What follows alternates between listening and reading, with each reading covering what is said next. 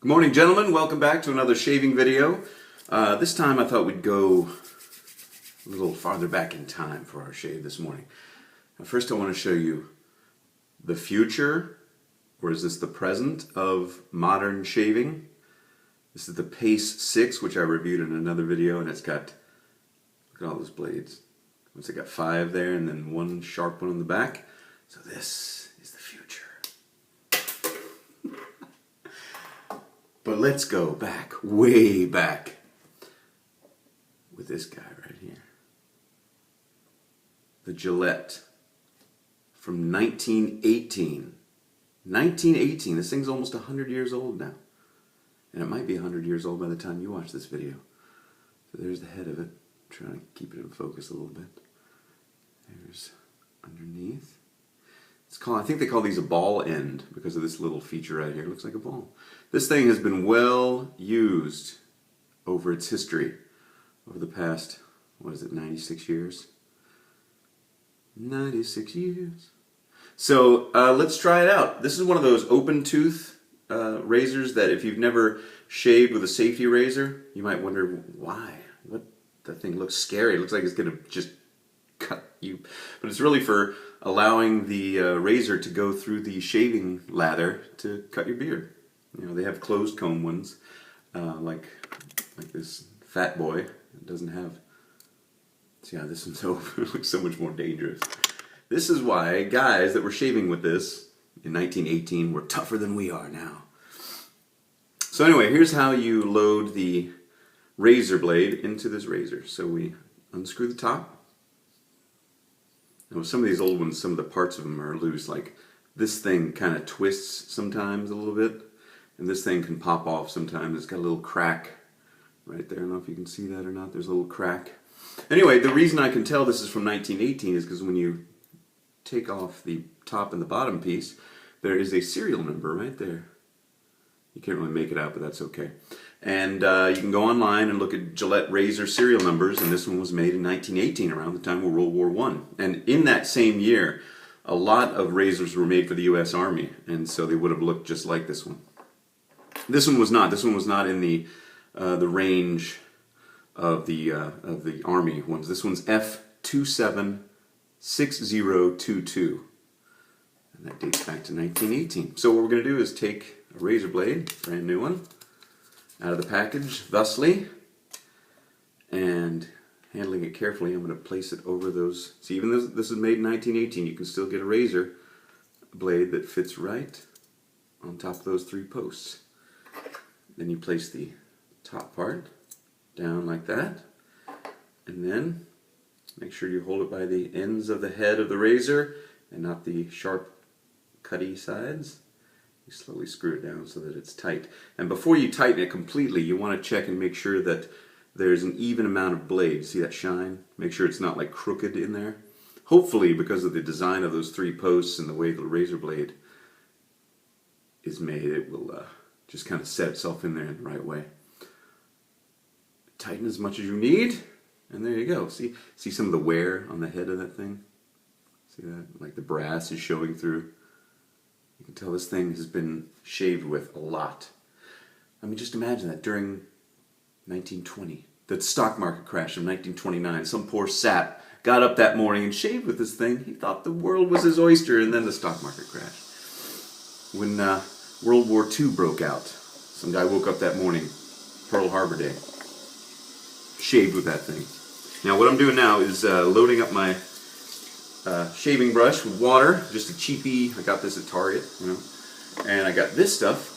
I'm going to use the C.O. Bigelow, which is actually Pro Raso, just repackaged at Bath and Body Works in the men's section, which is teeny tiny, because normally it's the ladies that like to shop there for their pretty soaps and perfumes and bath washes. But you can get this. This is the large tube. This is $10. It should last you a long time. So I get the brush real wet, and then I kind of get rid of some of the water, and then I fluff it up a little bit. And I like to face lather, so I put this on here kind of like toothpaste. Squeeze it on there about the length of the top of the brush. You don't need that much. I like to put a little bit more than most guys would, but you know, what the heck. This stuff will last you a long time. but not as long if you use as much as I do. So there you go. And this one, for some reason, is kind of hard, so I'm going to sprinkle some more water on it, and then I kind of squish it around, because sometimes the shaving cream like that is softer, but this one, in this tube, it's a little bit harder. It's a little thicker consistency, so I have to mush it around, or else it gets chunky on my face when I'm face lathering. So I just took a shower, so I'm going to wet my face again to make sure it's all wet, to then apply the lather. Sprinkle a little bit more water on there, and then just start lathering. I'm going to look over here on this side, because that's where my mirror is. Hopefully you can follow along.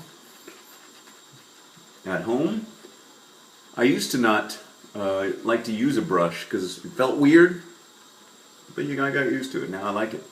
And I also like not getting my hands all dirty with shaving cream. But make sure you use enough water so you don't get a dry lather. This one looks pretty good. Kind of smooth it all out. There we go. Anyway, wipe the mouth off. Straighten up the bottom there.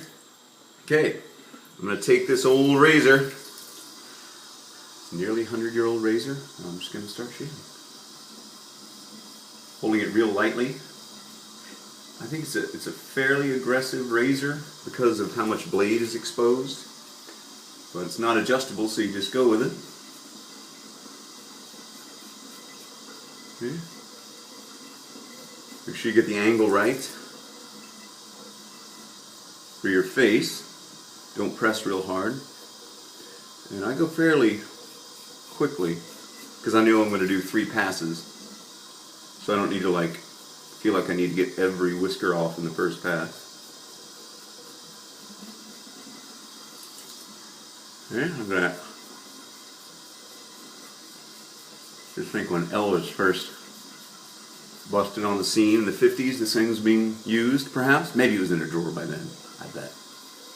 I bet it was in a drawer by then. Flower power, the 1960s, this thing was probably wallowing away in some poor drawer.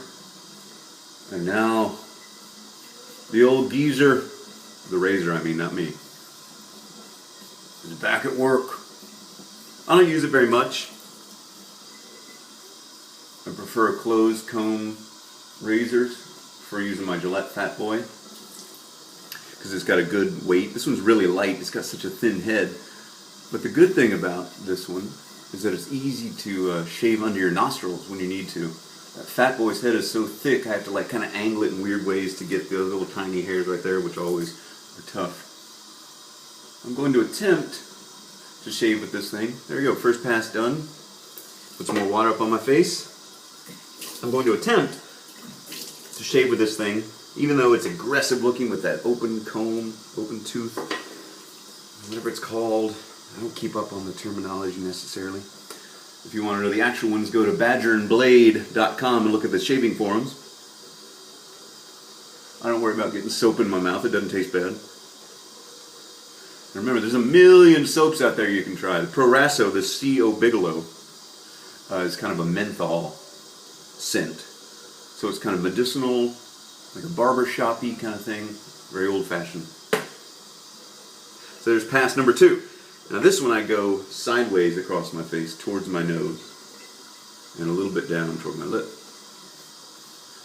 And when the comb starts to get full lather like that one did, just flip it around, go at it this way. So I'm going to try not to get any nicks or cuts, but if I do, that's alright. That's what toilet paper was made for, right? Sopping up blood on your face. I guess it wouldn't be called toilet paper. See, I can get right up underneath my nostrils. Still holding it very lightly and not putting a lot of pressure. I go sideways here, on my lip. My chin always has a hard time getting clear, getting real smooth, just because of the way it's shaped and it's all bumpy, kind of. Maybe I had acne when I was in middle school, that kind of thing. I certainly don't have perfect skin, far from it. But I find that if you use good quality soaps, maybe some that are more naturally based in how they're made, your skin feels a lot better. And if you use plenty of water, And use a light touch if you're using these double-edged safety razors. Shouldn't have any razor burn. I had it the first couple of times I tried it because I never used one before. I was used to using the old Gillette Mach 3. And so when I first tried my first safety razor, I pressed real hard and I got the worst razor burn. It just was on fire. But then I watched a bunch more YouTube videos of guys doing just what I'm doing now, showing. I haven't had it since. Alright, there's pass number 2. I'm going to wash my face. Again, put more water on it. It's getting pretty smooth. You could go just one pass if you need to, and I do a lot of mornings if I'm just not in the mood to do a whole shaving ritual. But I got a little bit of time this morning. Still got some soap on my brush. I like to put a little bit more water before each application. See, I think with the amount of shaving cream that I put on this brush, you can get 3, 4, 5 passes with it. There's a lot.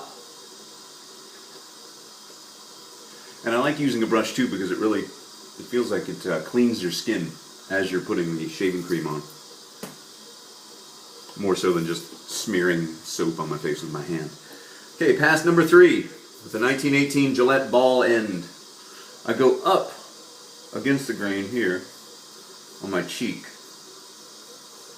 and then a little bit angled this way toward my eyes and my nose, taking care around my jawline. Not to get any nicks or cuts, and it's always hard to clear this area too, just because of the angles. If you take the time and learn how your whiskers grow on your face, which direction they grow, it'll help you a lot in shaving and getting a much smoother shave.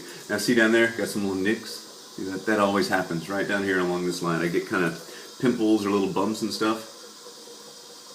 So they're not really, it's not because of the razor I'm using that I get those, it's just that my skin is more bumpy down there. See, I'm getting right underneath the nostril there. Be careful not to cut the side of your nostril. I've done that a few times where you put a big slice in that sucker and you're walking around with a big hunk of toilet paper out there. Going up. And I just kind of do it willy-nilly around my chin because I never can get it right.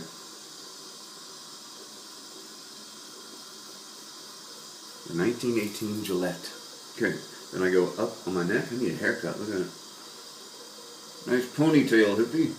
Sorry about that interruption, fellas. The iPad I was filming with ran out of juice, so I had to finish up that third pass. I had some nicks down here, like I said, where my skin is like not as smooth as it should be, and right under here. But I was able to stop them. I don't have any razor burn. It's very smooth. Got all the little the important areas I need to feel like I've got a pretty good smooth shave, and it worked. So sorry that it cut out at the end. You didn't miss anything. I was just finished up the third pass, and no more brilliance from me. Anyway, hope you enjoyed that. And it's fascinating to shave with a razor that's that old. People, when I was a kid and I'd see something like that, I wouldn't know how to use it. I was never taught how to use it because they weren't used anymore. But now they are, as you saw. So hopefully something in this video was enjoyable or informative in some way. And happy shaving!